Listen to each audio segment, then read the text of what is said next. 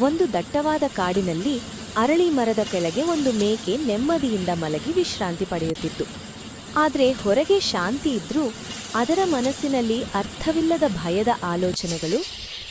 ಭೂಮಿ ಭೂಕಂಪಗೊಂಡ್ರೆ, ಕಾಡೆ ಕುಸಿದು ಬಿದ್ರೆ ಏನಾಗುತ್ತದೆ, ನಾನೇನು ಮಾಡುವುದು ಎಂದು ಯೋಚಿಸುತ್ತಿದ್ದ ಕ್ಷಣದಲ್ಲಿ ಧಡ್ ಎಂಬ ಜೋರಾದ ಶಬ್ದ ಕೇಳಿಸಿತು.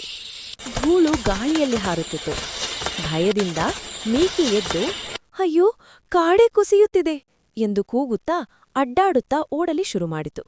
ಭಯದಿಂದ ಓಡಿ ಓಡಿ, ಕಾಡೆ ಕುಸಿಯುತ್ತಿದೆ ಎಂದು ಜೋರಾಗಿ ಕೂಗುತ್ತಿತ್ತು. ಅದರ ಓಟವನ್ನು ನೋಡಿದ ಜಿಂಕೆ ಅಚ್ಚರಿಯಾಗಿ ಕೇಳಿತು, ಮೇಕೆ, ಯಾಕೆ ಇಷ್ಟು ಭಯ? ಅದಕ್ಕೆ ಮೇಕೆ ಚೀರಿತು, ಪ್ರಶ್ನೆ ಕೇಳಬೇಡ, ಜೀವ ಉಳಿಸ್ಕೋ, ಕಾಡೆ ಕುಸಿಯುತ್ತಿದೆ. ಭಯದಿಂದ ನಡುಗಿದ ಜಿಂಕೆ, ಕಾಡೆ ಕುಸಿಯುತ್ತಿದೆ, ಜೀವ ಉಳಿಸಿಕೊಳ್ಳಿ ಎಂದು ಜೋರಾಗಿ ಕೂಗಿತು. ಜಿಂಕೆಗಳು, ಕುರಿಗಳು, ಮೊಲಗಳು ಸೇರಿಕೊಂಡವು. ನಂತರ ನರಿ, ಕರಡಿ, ಎಮ್ಮೆ, ಹಾವು, ಕುದುರೆ ಎಲ್ಲವೂ ಅವರ ಜೊತೆ ಸೇರಿಕೊಂಡು ಜೋರಾಗಿ ಕಿರುಚತೊಡಗಿದವು.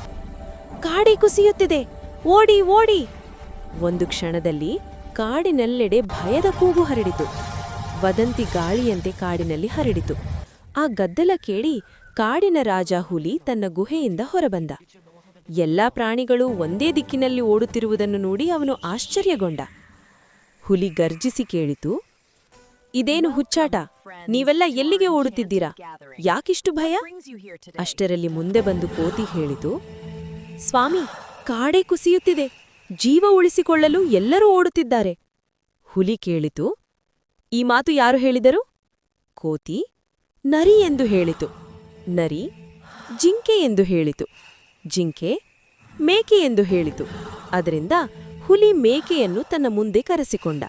ಗಂಭೀರವಾಗಿ ನೋಡುತ್ತಾ ಕೇಳಿತು, ಹುಲಿ, ನಿನಗೆ ಹೇಗೆ ಗೊತ್ತು ಕಾಡು ಕುಸಿಯುತ್ತದೆ? ಮೇಕೆ ನಡುಗುತ್ತಾ ಹೇಳಿತು, ಸ್ವಾಮಿ, ದೊಡ್ಡ ಶಬ್ದ ಕೇಳಿಸಿತು, ಧೂಳು ಏಳುತ್ತಿತ್ತು, ಅದನ್ನು ನೋಡಿ ನನಗೆ ಭಯ ಆಯಿತು. ಅದನ್ನು ಕೇಳಿದ ಹುಲಿ ಸ್ವಲ್ಪ ಯೋಚಿಸಿ, ಬಾ ತೋರಿಸು. ಹುಲಿ ಮೇಕೆಯನ್ನು ಅರಳಿ ಮರದ ಬಳಿ ಕರೆದುಕೊಂಡು ಹೋಯಿತು. ಎಲ್ಲಾ ಪ್ರಾಣಿಗಳು ಹಿಂಬಾಲಿಸಿದವು. ಹುಲಿ ಗಮನದಿಂದ ಪರಿಶೀಲಿಸಿತು. ಅಲ್ಲಿ ದೊಡ್ಡ ಬಂಡೆಯ ಮೇಲೆ ಬಲವಾದ ಗಾಳಿಯಿಂದ ಬಿದ್ದ ಒಣ ಕೊಂಬೆ ಕಂಡು. ಅದರಿಂದಲೇ ಧೂಳು ಎದ್ದು ಶಬ್ದ ಕೇಳಿದೆ ಎಂದು ಅರಿತು ಹುಲಿ ನಗುತ್ತಾ ಹೇಳಿತು, ಇದು ಕಾಡು ಕುಸಿತ ಅಲ್ಲ, ಗಾಳಿಯಿಂದ ಕೊಂಬೆ ಬಿದ್ದಿದೆ ಅಷ್ಟೇ. ಇವನು ಮೇಕೆ, ಅರ್ಥವಿಲ್ಲದ ಭಯಪಡುವುದು ಸಹಜ. ಆದರೆ ನೀವೆಲ್ಲರೂ ಯೋಚನೆ ಇಲ್ಲದೆ ಓಡಿದಿರಿ. ಗಾಳಿಯ ಮಾತಿಗೆ ಕಿವಿ ಕೊಟ್ಟರೆ ಬದುಕು ಗಾಳಿಗೆ ಹೋಗುತ್ತದೆ. ಏನನ್ನಾದರೂ ನಂಬುವ ಮೊದಲು ವಿಚಾರಿಸಬೇಕು. ಇದನ್ನು ಹೇಳುತ್ತಾ ಹುಲಿ ಗರ್ಜಿಸಿತು.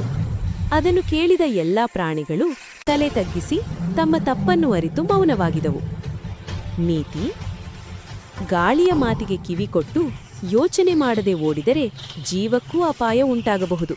ಆದ್ದರಿಂದ ಏನನ್ನಾದರೂ ನಂಬುವ ಮೊದಲು ಅದರ ಸತ್ಯವನ್ನು ಪರಿಶೀಲಿಸುವುದು ಬುದ್ಧಿವಂತಿಕೆ.